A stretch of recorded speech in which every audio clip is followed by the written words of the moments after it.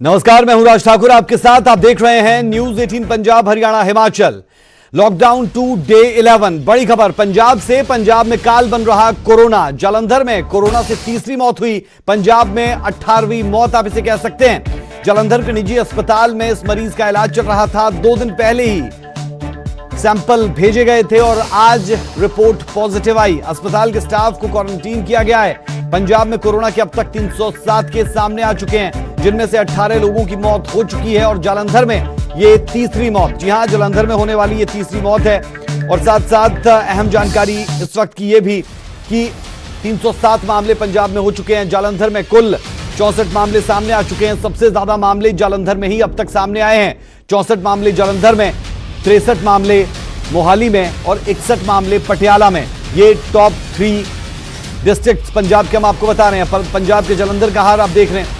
मामले कुल 64 हो चुके हैं, मौतें 3 हो चुकी है।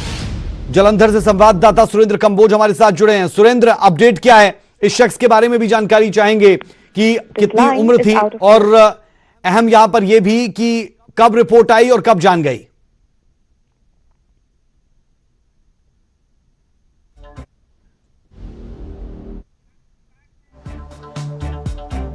चलिए एक मरतबा फिर कोशिश करेंगे। बहरहाल तब तक जानकारी दे दें और ग्राफिक आप लगातार देख पा रहे हैं। Update at corona Punjab Jalandhar का हाल क्या? Positive cases 64। ये पंजाब में सबसे ज्यादा केसेस है किसी भी जिले के लिहाज से। जो तस्वीर जालंधर की वो डरा देने वाली इसलिए भी हो जाती है क्योंकि यहां पर सबसे ज्यादा मामले सामने आए हैं कोरोना पॉजिटिव मरीजों के।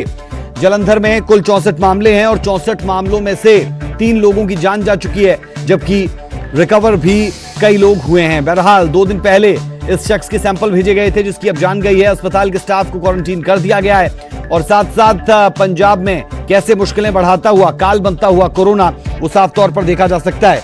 बहरहाल जालंधर की ये कहानी हम आपको बता रहे हैं, लेकिन इसके साथ साथ मोहाली में भी तस्वीर कुछ ऐसी है और दूसरी तरफ पटियाला भी जो मुश्किलें बढ़ाता हुआ हर लिहाज से, क्योंकि मोहाली में भी 63 केस सामने आ चुके हैं और इतने ज्यादा मामले सामने आने के बाद परेशानियां तो बढ़ी हैं। बहरहाल अब देखना यह भी होगा कि जालंधर की स्थिति से कैसे निपटा जाता है और जो लोग इस शख्स के संपर्क में आए, जिसकी जान गई, उन्हें क्वारंटीन कर लिया गया है। लेकिन उसके साथ साथ कुछ और चीजें भी करने की आवश्यकता मौजूदा वक्त में रहने वाली है। जरूरत बेहद रहने वाली है यहां पर, क्योंकि पंजाब के लिए मुश्किलें बढ़ रही है। 307 पर जाकर पंजाब के लिहाज से यह आंकड़ा पहुंच चुका है और जब 307 मामले किसी जगह पर, किसी स्टेट में हो जाएं तो फिर खतरे की घंटी बज रही है। वैसे ही कुछ होता हुआ जालंधर में।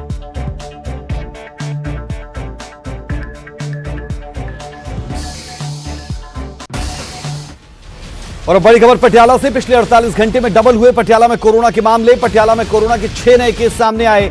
एक मर्तबा फिर राजपुरा ने मुश्किलें बढ़ाई। राजपुरा से सामने आई ये सभी 6 के 6 केस। 12 में से 6 की रिपोर्ट पॉजिटिव आई। पटियाला में अब तक कोरोना के 61 केस सामने आए हैं। 48 घंटे में पटियाला से 30 मामले सामने आ चुके हैं। तो आधे से ज्यादा मामले आप देखेंगे कि पटियाला में पिछले 48 घंटे में ही सामने आए हैं। यानी पटियाला पूरे तरीके से मुश्किलें बढ़ाता हुआ पंजाब के लिए खास तौर पर, और पटियाला का भी राजपुरा आप देख सकते हैं कि जहां पर बहुत ज्यादा तादाद में केसेस आते हुए 42 मामले कुल पटियाला में अब तक हो चुके हैं। पटियाला की तस्वीर देख लें। 61 मामले कुल है। एक शख्स सिर्फ ठीक हुआ है और एक भी ऐसा इंसान नहीं जिसकी कोरोना के कारण जान गई हो। यह एक अच्छा पहलू है। लेकिन यहां पर अहम बात यह भी कि पिछले 48 घंटों में ही 30 से ज्यादा मामले सामने आए, इसलिए जो रिकवरी रेट है वो भी कम है और जो मरने वालों का आंकड़ा है वो खाता नहीं खुला है।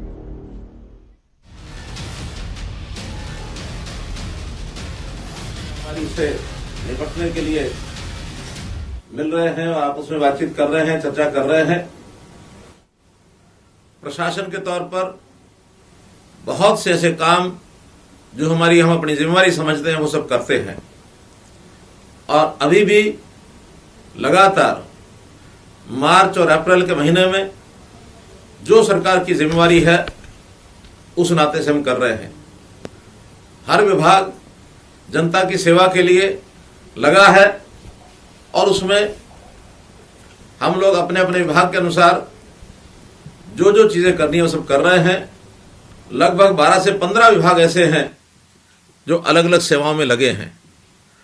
सभी विभागों ने अपने अपने तौर पर अपने कार्यक्रम बनाए हैं, जनता तक पहुंचा रहे हैं। कई बार तो ऐसा लगता है कि सब विभागों की सब जानकारियां जनता को होती नहीं हैं, पूरा लाभ वो लोग उठा नहीं पाते हैं। कोरोना से पूर्व भी समाज की भलाई की कितनी ही स्कीमें कई डिपार्टमेंट हमारे चला रहे थे। उस समय हमने टेक्निकल सब विषयों को ध्यान में रखते हुए अपनी टेक्निक IT इसको आगे बढ़ाते हुए सेवाएं ऑनलाइन की, ई दिशा केंद्र खोले, सरल केंद्र बनाए गए, अंत्योदय केंद्र के माध्यम से भी जनता को सेवाएं दी गई, गांव-गांव में कॉमन सर्विस सेंटर CSCs ये बनाए गए, बड़ी संख्या में लोगों को लाभ दिया गया। उसी अनुसार अभी कोरोना के समय में भी हर व्यक्ति की, जो भी कोई दुखी है, पीड़ित है, जिसको कोई कष्ट है, उनके लिए कई कार्यक्रम हमने चलाए। अलग अलग ऑनलाइन सिस्टम से, अलग अलग ऐप के माध्यम से ये सब चीज़ें आप तक पहुंचाई गई। लेकिन हमें ध्यान में आ रहा है कि बहुत लोगों को इन सब सुविधाओं का समय पर लाभ नहीं मिल पा रहा है। हमने हेल्पलाइन भी बनाई है। लगातार हर दिन हमारे पास 5,000 से 8,000 तक टेलीफोन कॉल्स आती हैं, और ये तो केवल कोरोना से संबंधित के में आती हैं। अगर हम अन्य विभागों को भी साथ जोड़ लें, अर्थात फसल, किसान, मंडी, प्रोक्योरमेंट का विषय, या ऑनलाइन हेल्थ सर्विसेज, डॉक्टर से जो लोग टेली मेडिसिन के माध्यम से दवा लेना चाहते हैं, ये सब विषय यदि इनको जोड़ते हैं तो और डबल संख्या ये हो जाती है।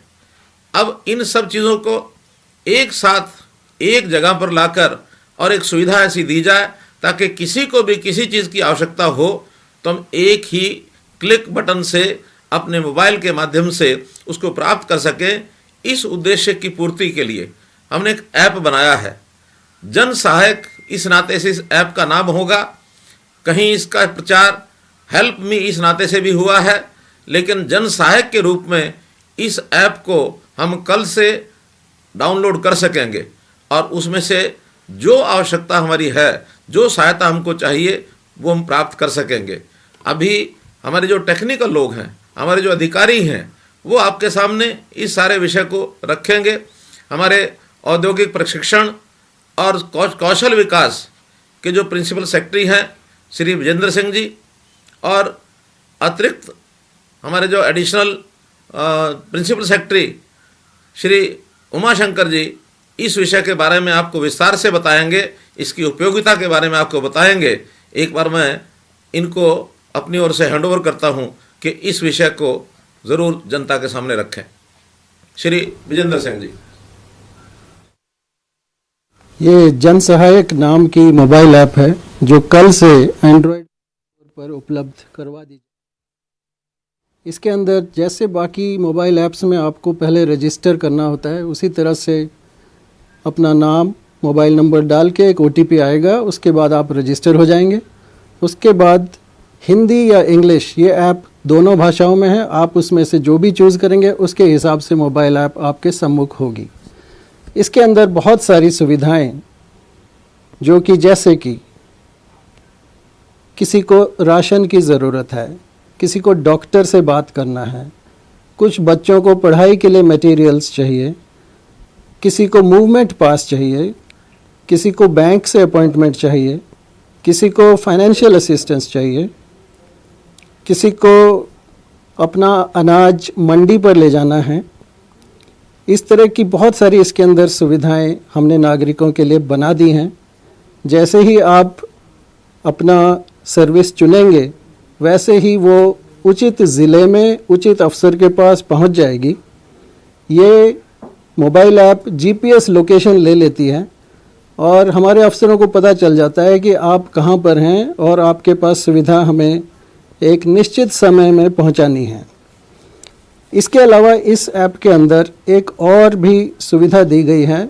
कई बार ऐसा होता है कि नागरिक अपनी सेवा अपने दूसरे नागरिकों के लिए देना चाहते हैं। ऐसे केस में 3 तरह की सेवाएं कोई नागरिक अगर देना चाहे तो वो अपना ऑप्शन दे सकता है। एक तो वॉलंटियर, कि किसी भी तरह का वो वॉलंटियर काम करना चाहता हो स्टेट के लिए, वो यहाँ पर अपना ऑप्शन दे सकता है। दूसरा, अगर आपने किसी फैमिली के लिए राशन उपलब्ध करवाना है तो उसका भी इसके अंदर प्रावधान है। तीसरा, हरियाणा कोरोना फंड में अगर आपने डोनेशन देनी है तो उसका भी प्रावधान इसके अंदर किया गया है। जैसे ही आपकी रिक्वेस्ट उचित ज़िले में उचित अफसर के पास पहुंच जाएगी तो आपको मैसेज आ जाएगा कि आपकी रिक्वेस्ट दर्ज हो गई है और वो कंसर्न्ड ऑफिसर जो है कार्य पर लग जाएगा। थोड़ी देर में आपके पास ये सुविधा उपलब्ध करवा दी जाएगी।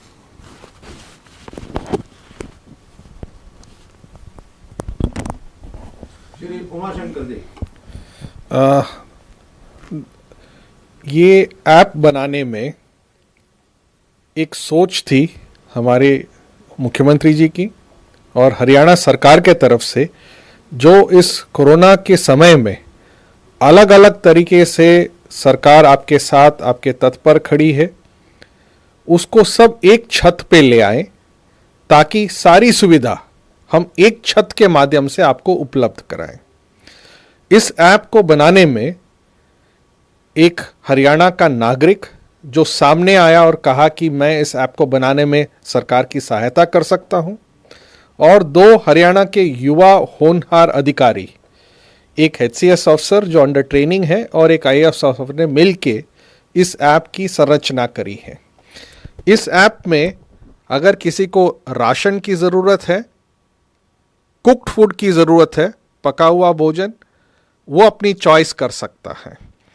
सिस्टम अपने आप चेक करता है और चेक के माध्यम से जिसको राशन की ज़रूरत है और राशन उसको अन्य जगह से मिल नहीं पा रही है, उसको राशन की सुविधा, एक डिस्ट्रेस टोकन मिलेगी जिसके तहत वो राशन की दुकान में जाके मुफ्त में अनाज ले सकता है। इसी तरह अगर डॉक्टर की भी ज़रूरत है तो इस ऐप के माध्यम से टेलीमेडिसिन की सुविधा प्रयोग की जाती है। तो सीएम ने जन सहायक ऐप को लॉन्च किया है जिसके जरिए जनता की सहायता हो पाए, ये कोशिश। अगली खबर का रुख कर लेते हैं। कोरोना के कहर के बीच सियासत गरमाती हुई नजर आई है। अरविंद केजरीवाल पर जमकर बरसे हैं सूबे के गृह मंत्री और स्वास्थ्य मंत्री अनिल विज। केजरीवाल सरकार की वजह से बढ़ी हरियाणा की परेशानी। सोनीपत में आज आए 4 केस दिल्ली में हुए थे संक्रमित। हरियाणा डीजीपी को दिल्ली बॉर्डर को सील करने का निर्देश दे दिया गया है। दिल्ली से पहले भी 9 केस संक्रमित होकर आ चुके हैं। दिल्ली में रह रहे हरियाणा के लोगों का प्रबंध करे केजरीवाल। केजरीवाल सरकार पास बनाकर हरियाणा भेज रही है। अनिल विज की तरफ से ये नाराजगी जाहिर की गई है दिल्ली के सीएम अरविंद केजरीवाल के लिए। केजरीवाल सरकार की वजह से हरियाणा की परेशानियां बढ़ रही है, इस बात का जिक्र कर रहे हैं गृह मंत्री अनिल विज। सोनीपत में आज 4 केस दिल्ली से जो आए थे वो लोग पॉजिटिव पाए गए और उसके साथ साथ पहले भी ऐसा ही कुछ हुआ, उसका जिक्र भी अनिल विज की तरफ से किया गया। अनिल विज अरविंद केजरीवाल पर जमकर बरसे हैं। अनिल विज गृह मंत्री हरियाणा और अरविंद केजरीवाल सीएम दिल्ली। तो अनिल विज के तीखे प्रहार अरविंद केजरीवाल पर साफ देखे और सुने जा सकते हैं।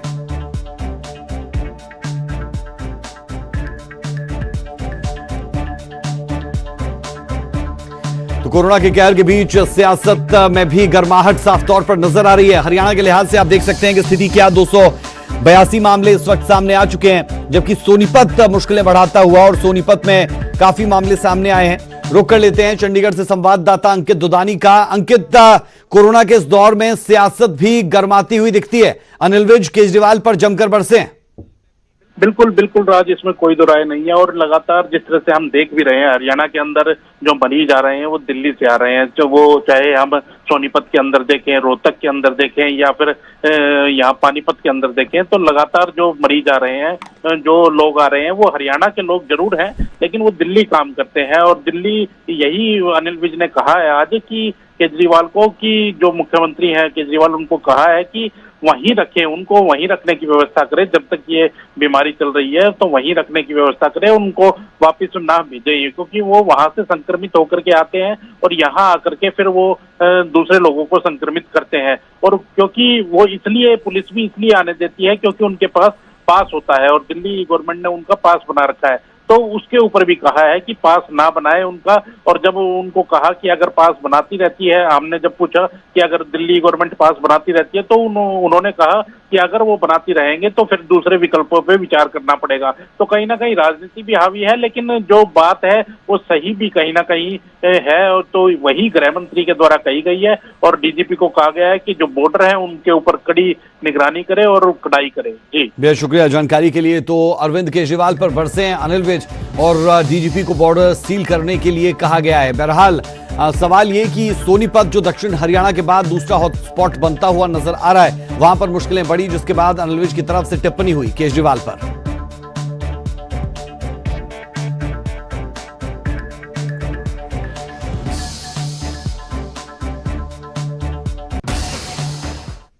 और अब कर्फ्यू पर हिमाचल प्रदेश से बड़ी खबर। सोमवार से कर्फ्यू में मिलेगी 4 घंटे की ढील। ये बड़ी खबर हिमाचल प्रदेश के लिहाज से 4 घंटे की ढील दी जाएगी। अब 3 घंटे की बजाय 4 घंटे की ढील दी जाएगी। मॉर्निंग वॉक के लिए भी कर्फ्यू में ढील का फैसला लिया गया। रविवार से सुबह 5:30 बजे से 7 बजे तक ढील रहेगी। ये 1.5 घंटा आपको अतिरिक्त अब मिलता हुआ दिखता है मॉर्निंग वॉक के लिए हिमाचल प्रदेश में। कर्फ्यू पर हिमाचल से ये बड़ी खबर। सोमवार से कर्फ्यू में 4 घंटे की ढील दी जाएगी। इससे पहले ये ढील 3 घंटे की रहती थी, लेकिन अब इस ढील को 1 घंटे बढ़ाकर 4 घंटे कर दिया गया है। तो ये एक सुकूनदेह खबर हिमाचल प्रदेश के लिहाज से। ये तस्वीरें आप देख सकते हैं मॉल रोड की, जहां पर खचाखच भीड़ रहती है, लेकिन लॉकडाउन और कर्फ्यू के इस दौर में आप देख सकते हैं कि कैसे यहां पर सन्नाटा पसरा है। और अब जो 3 घंटे की ढील थी उसे 4 घंटे में कन्वर्ट किया गया है।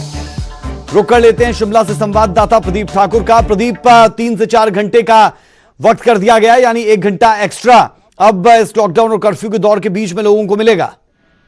बिल्कुल आज आपने सही कहा। और आज जो मुख्यमंत्री जयराम ठाकुर की अध्यक्षता में बैठक हुई है वीडियो कॉन्फ्रेंसिंग के जरिए, तमाम डीसी एसपी भी उसमें मौजूद रहे थे और उस बैठक में ही ये फैसला किया गया कि लॉकडाउन का जो ढील का समय है उसको 1 घंटा बढ़ा दिया जाना चाहिए। क्योंकि आज जो है शाम को कुछ देर में एक और नोटिफिकेशन भी होने वाली है, जिसमें जिस तरह से पिछले कल केंद्र सरकार ने सभी दुकानों को ग्रामीण क्षेत्रों में खोलने के निर्णय लिया है, फैसला किया है, उसी के तहत अब जो है हिमाचल प्रदेश में भी इस फैसले को लागू किया जाना है।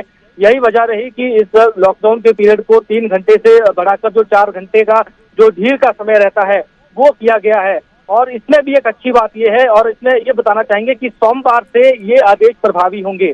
और इसमें एक अच्छी बात जो एक और रही वो ये कि जो वरिष्ठ नागरिक हैं और युवा हैं या कोई जो लोग पहले जो है सुबह के समय मॉर्निंग वॉक किया करते थे, उनको लेकर भी अच्छी बात यह है कि सुबह 5:30 बजे से लेकर 7 बजे तक यानी 1.5 घंटे का समय मॉर्निंग वॉक के लिए निर्धारित किया गया है।